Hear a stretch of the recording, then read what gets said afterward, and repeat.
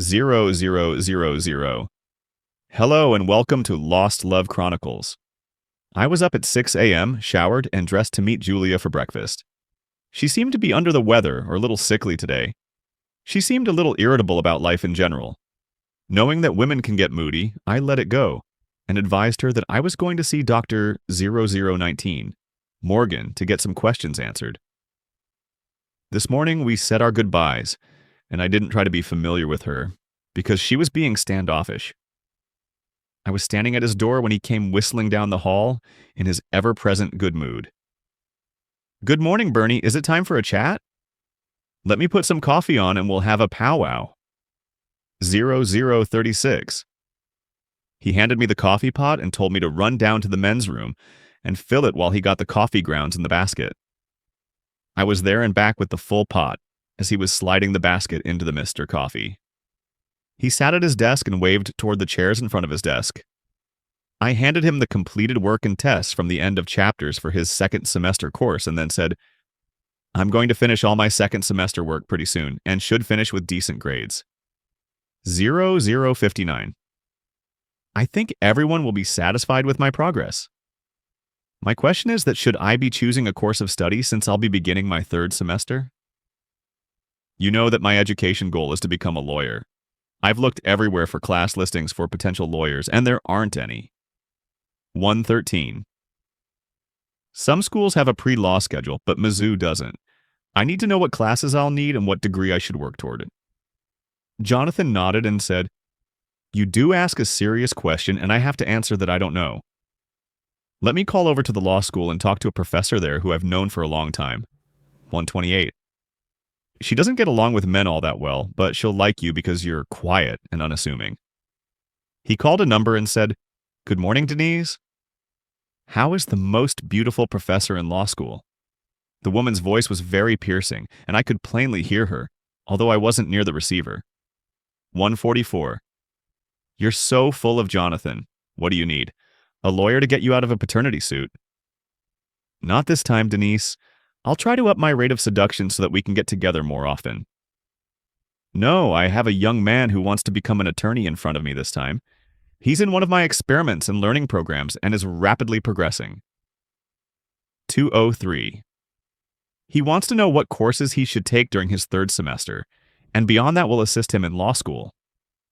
He's discovered that there isn't a course of study for pre-law and is looking for guidance. She asked the question that had Jonathan smiling. Is he courteous? Do you think I can get along with him? Jonathan said, "You would be the perfect counselor for him." 221.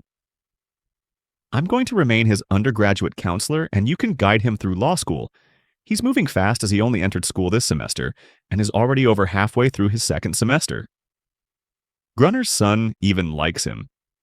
So you know that the kid is likable. The voice said, "Send him over here." I don't have any classes this morning, and you know that I hate to have coffee by myself. 240. What's his name so I can look him up? Bernard Beck, and it should note that all his associates call him Bernie. You'll like him. Sent him. She hung up with a clunk. I asked, "Does she speak that loud when she's talking one-on-one?" She has a very piercing voice. You'll get used to it. Now for some advice. 256. Denise Ponders is an extremely attractive woman. However, she doesn't care for men and doesn't date them at all. You could have a really good time with her if you were a sweet-looking young lady.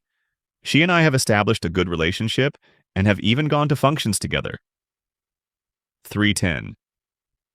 We had too much ale at the ale house a couple of times, and I've made sure that she was home safe, so she trusts me. Go see her and enjoy having a relationship with an extremely knowledgeable woman. She'll be good for you. I didn't get any of his fresh coffee, but I was on the way to a promise cup with Denise Ponders. I wondered if she was a PhD or even if there was a law PhD. 0329. She would almost have to have passed the bar and know the law to be teaching. I wondered why becoming a lawyer was so ambiguous. It was almost as if you could pass the LSAT with a high score and not even need a degree if your other qualifications were good. Jonathan had drawn me a map, and I arrived at her office in less than 10 minutes after she hung up. 346. Her door had her name along with JD. Under that was printed in smaller letters was Doctor of Jurisprudence. I was about to knock when that piercing voice said, "I see you lurking out there. Come in if you're going to talk to me." I know you were reading my name and about my being a Doctor of Jurisprudence. Yes, sir. 403. I can put your educational wounds back together. How do you want your coffee? Bring me a donut or pastry the next time you come to see me. They aren't on my diet, but it's okay if someone else brings it and I'll eat it to show that I'm not being ungrateful. She poured me coffee in a foam cup and turned. 419. Well, sit down for crying out loud. I hope we can have a conversation and not just a wham, bam. Thank you, ma'am. I cracked a smile and then broke into a laugh. Thank you for making me feel at ease. I needed something to lighten up the load this morning. Tell me all about it. What are you wondering about? I want to be a lawyer and I generally know what I need to do to get there, but I don't know the correct path. 440. I don't know what course of study I should follow or what undergraduate classes to take. I'm going to try to push through the undergraduate work and study as hard and fast as I can. I'm going to need some experience, and I want to work with the county attorney and the local lawyer back home for the experience I'll need. I need guidance to know what degree I should study for and to be pointed to where I might get some of the experience I'm going to need. 501. Denise said, "You're right. We don't publish any specific course of study that potential law students should follow. My suggestions would probably be a business degree as a major with a sociology or psychology minor. You'll want to take a logic class as an elective, which means that you might even choose a minor in mathematics if you're good in math." 518. That's always good to get your head working when you're up against a brick wall. Does any of that help? The woman seemed to enjoy discussing this topic and said, "Here, bring the chair around and sit next to me. We'll go through the courses needed for a couple of degrees." We began with sociology and went through them, and then psychology, which really looked boring. 536. I told Dr. Purrs they need to combine sociology and psychology for a degree, as it could be interesting to understand both sides. She looked at me funny and said, "That's very observant of you." Have you looked at what was in these courses before? No, ma'am, but I read as much as I could about the various types of knowledge areas that I could. 554. High schools don't have a lot of reference material on degrees like that. Our county library didn't have that much on them either. I used the computer at the library, and they didn't have a lot of information from any of the major universities, even this one. We looked at a math degree, and it was exciting to me, but it didn't have anything to help me in law school. 612. I saw a couple of classes I was going to look up to see if Grierson taught them. I could always use them as electives. She brought up the English department, and I liked a lot of it, but not the English literature classes. I like to read and can even almost recite a couple of Shakespeare books, but a lot of the supposedly great books are so boring that they're a struggle to read and comprehend. 630. I remember reading Gulliver's Travels in grade school and was bored to tears. A new high school teacher had us read it again, and it was still like watching paint dry. I thought Mutiny on the Bounty was really good because it dealt with all the crew members' emotions. She said, "There is one class that you can take that will give you insight on what the law is about." 648. It's this 3-level class that is the psychology of 18th century law. This will give you a lot to think about when you consider our country was still being put together and how the court system we had then was trying to make decisions that were fair and just. A lot of court cases today still reference the decisions from back then. 705. You'll also want to take the class because I teach it. I'm a tyrant like Grunderson and some of the other professors, but my goal is to teach you, and yours is to learn. It's really an interesting class. I said the psychology program has a lot of sociology classes and a greater portion of English classes than sociology. I'm not keen on anthropology, but I suppose I'll have to take some classes I don't like. 725. You've helped a lot. So now I'll have to find out how to register for the next semester and visit with the professors to see if they might let me progress at my own speed, the way I have so far. I'd like to get through my 3rd and 4th semesters before I have to attend every lecture to know the course material. 739. My reading comprehension is good and I retain knowledge well. I did 22 hours the first semester and I'm doing 20 this second semester. I should be just about done with the boring required stuff. I took the midterm with the class for Dr. Morgan. Although I was through with the class and had passed the final, he privately administered to me. 756? It was almost too easy. Grunderson gave me a second midterm and then a second final for freshman algebra. He was aggravated because I didn't show my work. I didn't use any scratch paper as every problem he gave me was so easy that I could do it in my head. I think our math teacher in our high school is better than a lot of the other teachers in the state. 814. Denise asked, "Did your school have class standings when you graduated?" "Yes, ma'am. I was second behind Charlene Cream. She was coming here on a scholarship, but she was pregnant when she graduated and decided to get married and stay home to take care of her baby. That's country folks for you. Their priorities are different."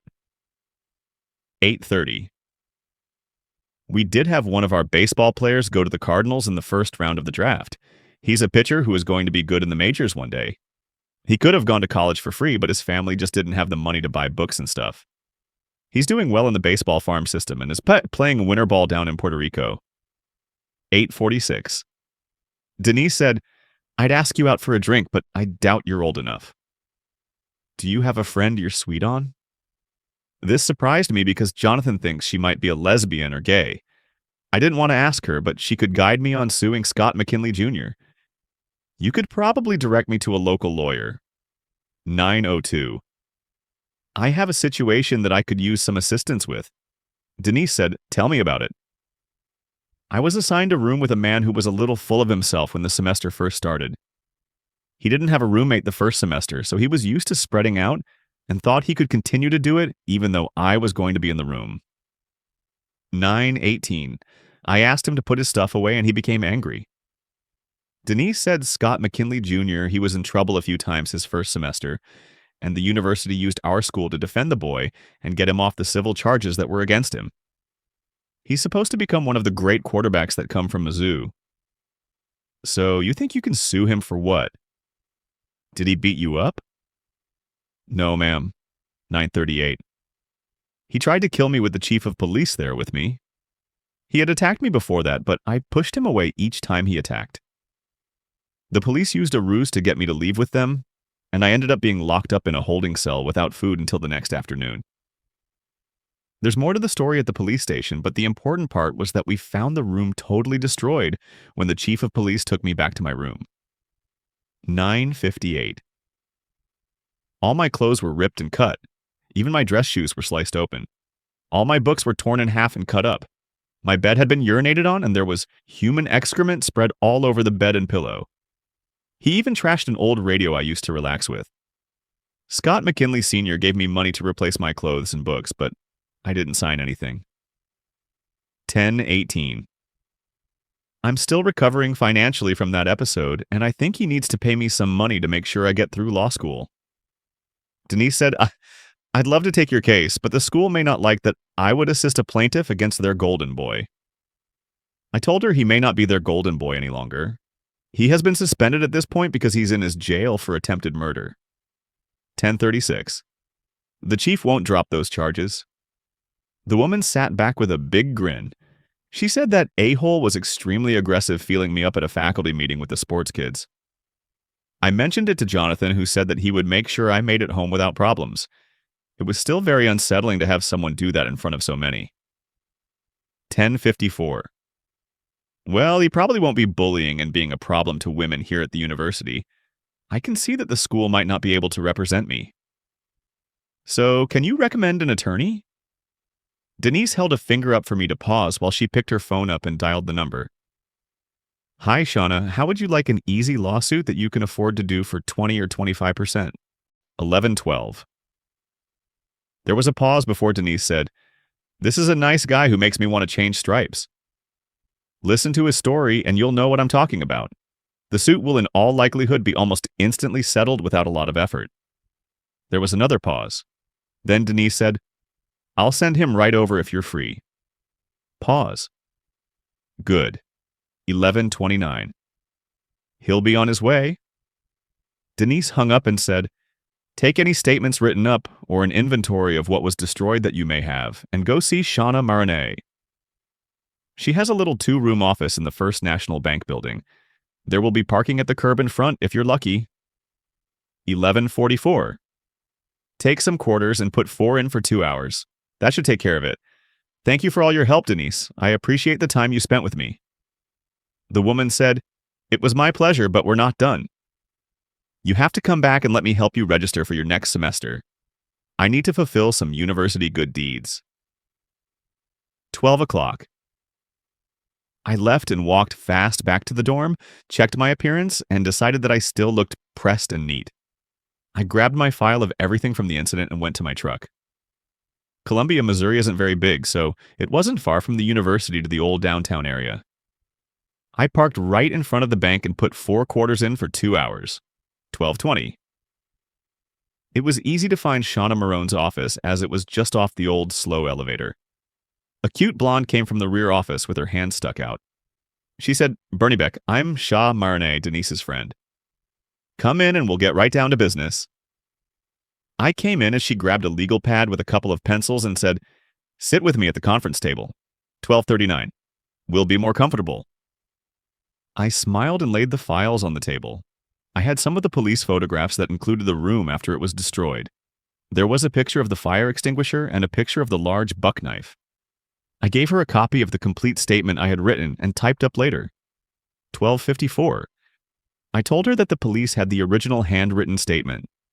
I had written up another statement about how I was treated at the police station and was eventually rescued by the chief who helped me recover most of the money that had been taken.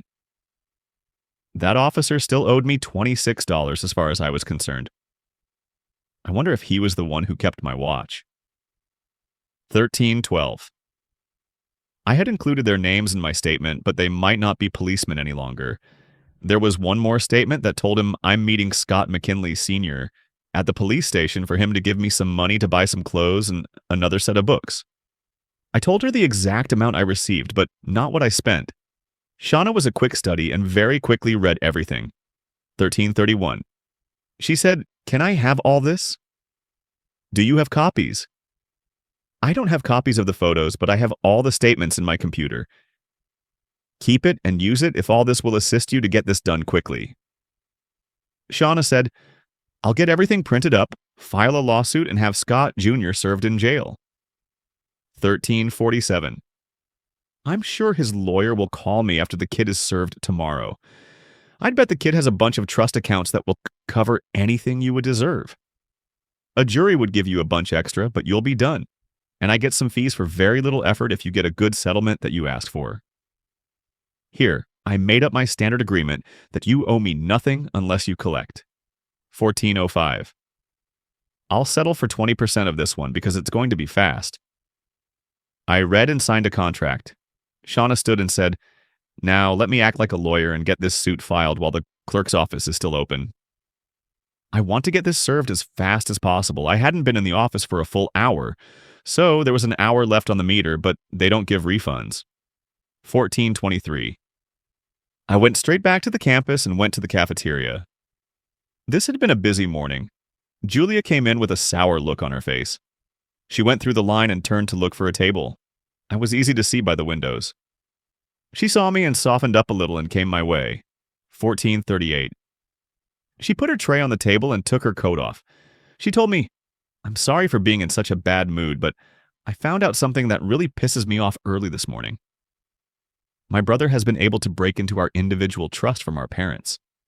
My trust from Dad is still secure, as is my trust from Grandmother, but the big trust from our folks is just about drained. 14:58.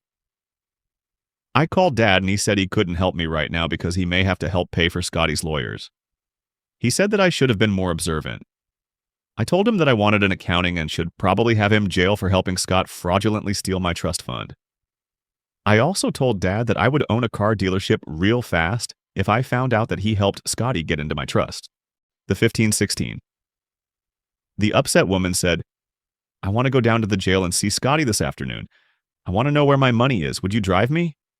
I'm too mad to drive. It shouldn't take long, and I won't tell Scott that you brought me. We ate quickly and then walked to the student parking lot. I drove to the jail that was near the main sheriff's office.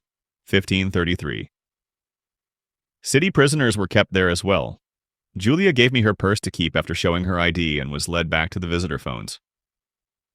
She had asked that her conversation be recorded and paid the fee to get a copy of the recording. She came back within 20 minutes with a cat that got the canary grin. She had a CD and a receipt for a transcription that would be ready tomorrow. 15:52. Let's get to the truck and then I'll tell you what went on.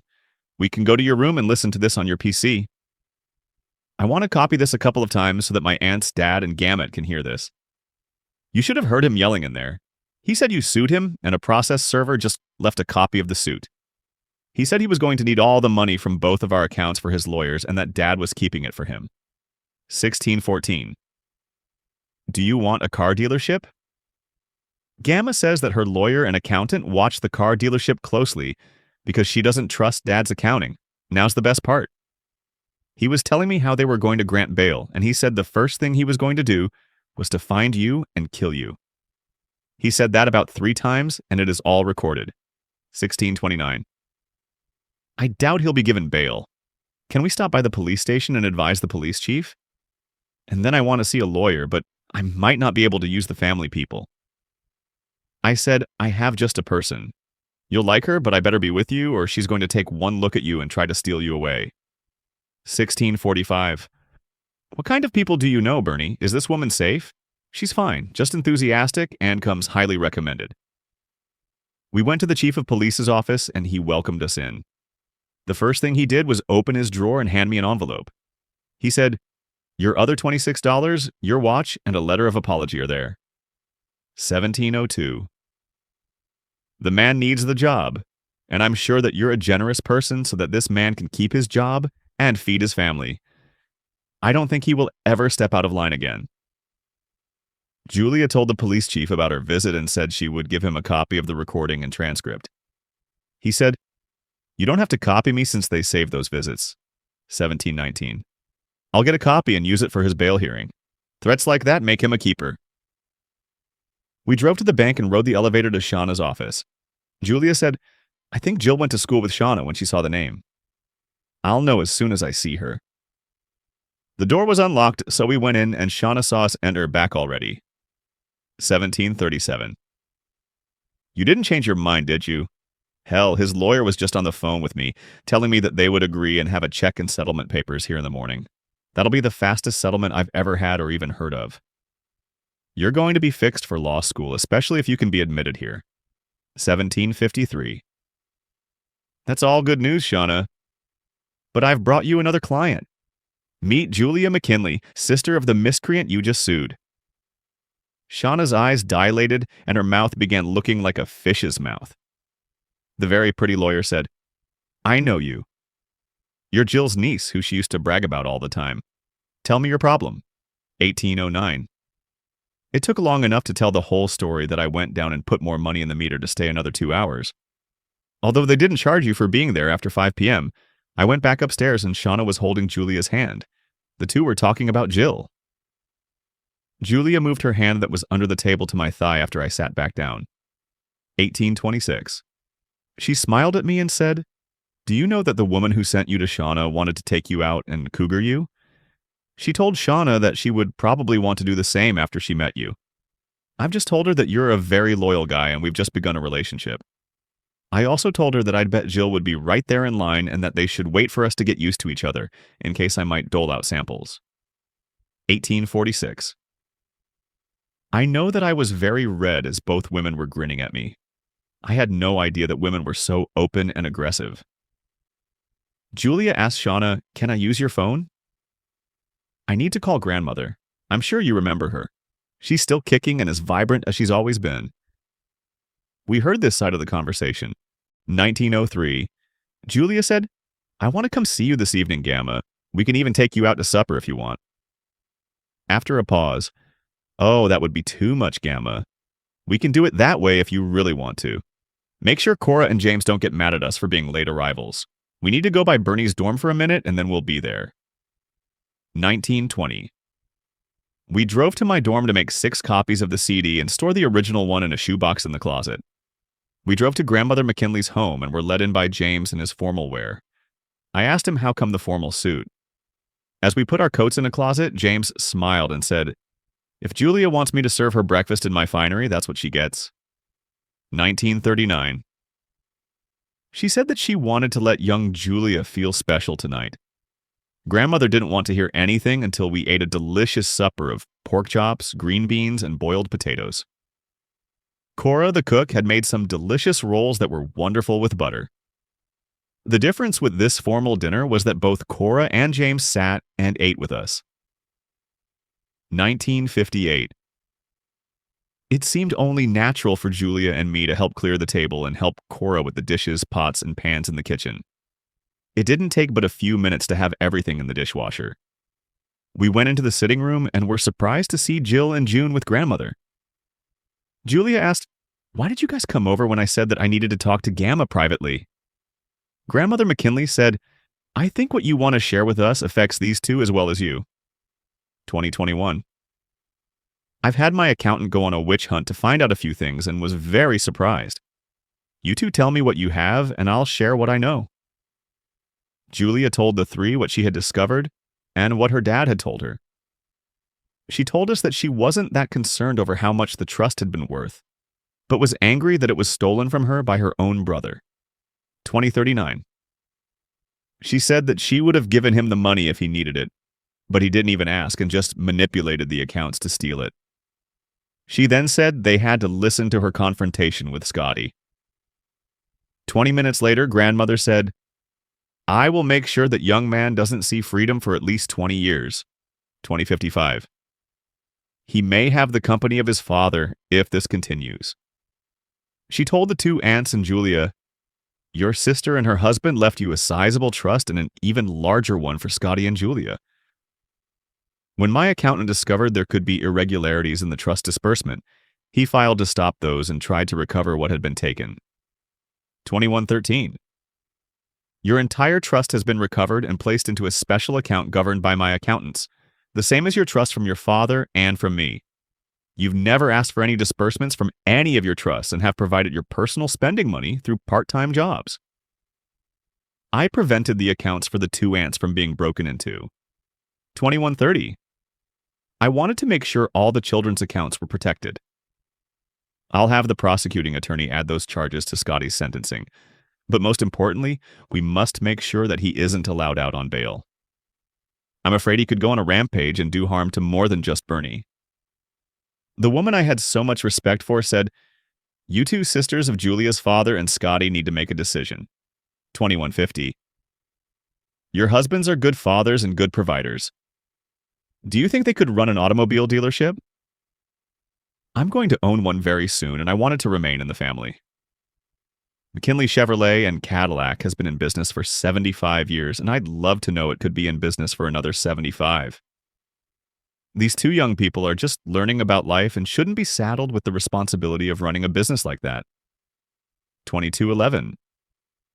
They might want to be a part of the business in the future, but not right now. What are your first thoughts about this June and Jill? June was sitting stone-faced, not knowing what to say. Jill had a smile on her face and said, "I'd bet we two ladies could run the business, but it would be even better if our partners and husbands were in charge." 2228. We can be the welcoming women and they can direct the salespeople and close the sales. June came alive and asked, "Does that mean I can get that hot pink Corvette I've always wanted?" Jill punched her sister on the shoulder and said, "Only if you sell enough other cars and trucks to justify you having something like that as a personal ride." 2246. Too bad we no longer have Corvy where you could have one of those. That caused a lot of laughter. The meeting broke down into a lot of jabs and comments until grandmother said, "All right, girls, I want you to keep your men home tomorrow so that we can all discuss this with them. They've been working at the dealership for several years and know what needs to be done." 2303. Get together with each other and then come talk to me. I own 80% of the dealership and have my accountants watching the place. You will each be given 30% of the dealership if we do this, and I'll still retain enough to be able to help out if you need it. Don't need my help and sell a lot of cars so that you can give me a lot of money in dividends. 2320. The two aunts were looking at each other knowing that this was a special deal for them. They both stood and said goodnight after hugging and kissing everyone. Julia asked, "Why did you do all this tonight instead of waiting for some of this to wash out from the legal stuff when we were alone with grandmother?" Grandmother said, "It's easy if you think about it." 2337. Your father could figure on trying to abscond with as much cash as possible, along with some assets. If I take the business over, I'll have him by the balls and can get him out of there before he can take anything, by being faster than he already is. I've made arrangements for all security codes to be changed, and any of the women he's been having a relationship with immediately be terminated. Mrs. 2358. Wilson, the company accountant, has been very observant and knows where Scott has kept the money he's skimmed for the last several years for just this situation. Some special safecrackers are there opening his hidden safe as we speak, and we'll place everything in there in a container and deliver it here. 2412. I want you two to stay here tonight so that we're sure we have everything that Scott was going to use to run. You won't be there if someone were to go and break into your room. Bernie, I don't know what Scott will do with everything that's happened. Julia looked at me and softly said, "Please, Bernie, Gamma is protecting us." 2428. James came in and said, "The special people you asked for are here to watch the house. I think we're safe from anyone trying to come in." Cora came in with 3 glasses in the ear and jug. She poured each of us half a glass of this special liquor and then said, "The maker of your special liquor brought you a 5-gallon milk can of what he says is some of his best." 2448. I've taken the liberty to pour you some of this tonight. James and I will have some in the kitchen. Mrs. Julia McKinley smiled at us and said, "Don't you just love to have special people to look after you? You know that you two should consider moving in here with me? You could still eat at the cafeteria if you wanted to, but you would be able to have the run of this house to live in and have fun." 2505. I know the two of you are not ready to fully commit, but I think you're ready to join in living with me for the rest of your college life. I'd like that. Cora showed us upstairs where the extra bedrooms were and put us in a suite at the end of the hall. She told us, "No one wakes up much before 7, and Julia and James both are hard of hearing, so have as much fun as you want." 2525. Julia was almost embarrassed. Like I said, almost. We went to bed naked, but Julia kept her panties on. She had an extra pair washed and draped over the shower curtain in the bathroom. She told me, "All this craziness has me starting a day early. I'll be out of action for 3 or 4 more days now. I want to make love to you to show and tell you how much you mean to me while all this craziness is going on." 2546. I hugged her to me and she kissed all my available exposed skin. I told this special person, "We're doing well together and we'll continue to do so for a long time. Let's stay together and enjoy the ride while we watch how all this works out. I shouldn't give up my room because it will be too difficult to get it back if something happens to us." 2604. As she was leaning over kissing me, Julia said, "I foresee nothing taking us from each other. I'm learning about business and you're learning just about anything they'll teach you. It's right there if I want to run the dealership. You know that you could run that thing while I stayed home and raised babies. But no, you want to be a small-town lawyer in the sticks." 2620. Go down there and be who you have planned to be and I'll build a home for us and your family to live in. We have money, Bernie. You're about to have more money than a lot of banks. The only thing I can tell you is to make sure that you read every word of any document they want you to sign. Take that sexy Shauna with you and make her read it all. 2638. She's a very smart, sexy person. We went to sleep hugging, totally wrapped around each other with our lips just barely touching. The two of us woke at 6 o'clock and were ready to get going for the day. I told Julia that I didn't do one bit of studying yesterday and would need to catch up to stay with my plan. 2653. She said that she had classes she needed to attend and was ready to get back to it. We both dressed in what we had and agreed to talk about her grandmother's invitation to live there. It might be necessary if her father no longer had the income he was used to. He would instantly be in trouble with alimony for Julia's mother if he lost the dealership, even though she had family money that she could live on for an eternity. 2714. We went downstairs after straightening the room and found Cora having a cup of coffee with James. We joined them and she gave us each a fresh piece of sticky pastry that she had just pulled from the oven. I asked for a glass of milk that Julia also wanted, and we were being treated like guests again. It was time for us to go to school, so we had to stop by the dorms so that Julia could get her books and notes for her classes, and I could get back to working on one of my subjects. 27:36. The house phone rang and James answered it. He motioned for Julia to come to the phone.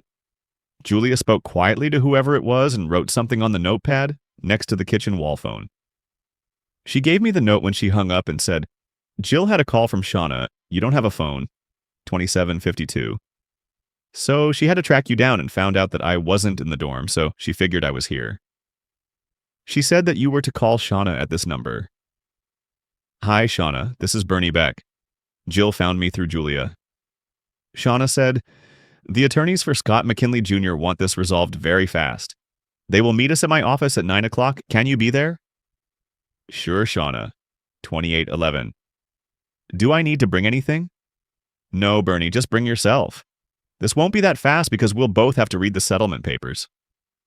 "Don't be angry, but I changed the settlement amount as per Julia's grandmother's recommendation after I reread all the information you gave me." 28:27. "It's quite a bit more than you asked for. Come downtown and be here by 9. I didn't know what could have been asked for that would make me mad, but my original request was for $100,000.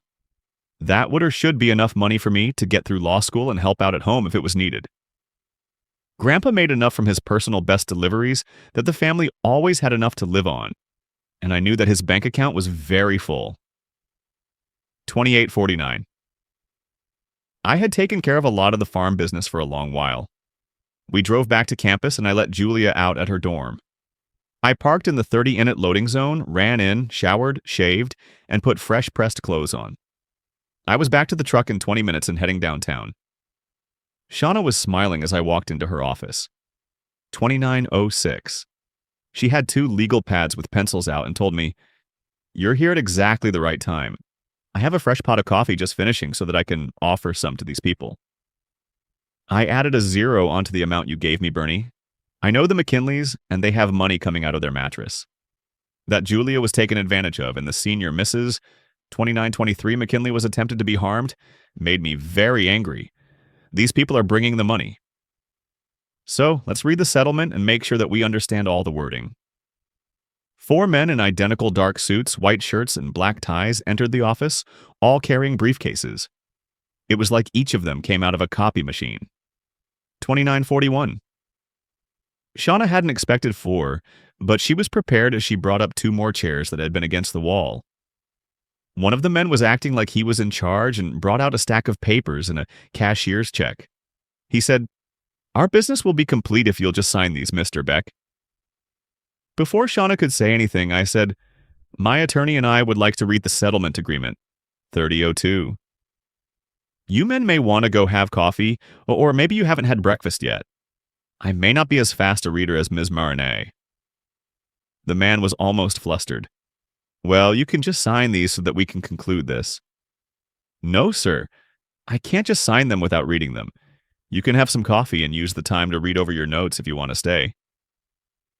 30:19.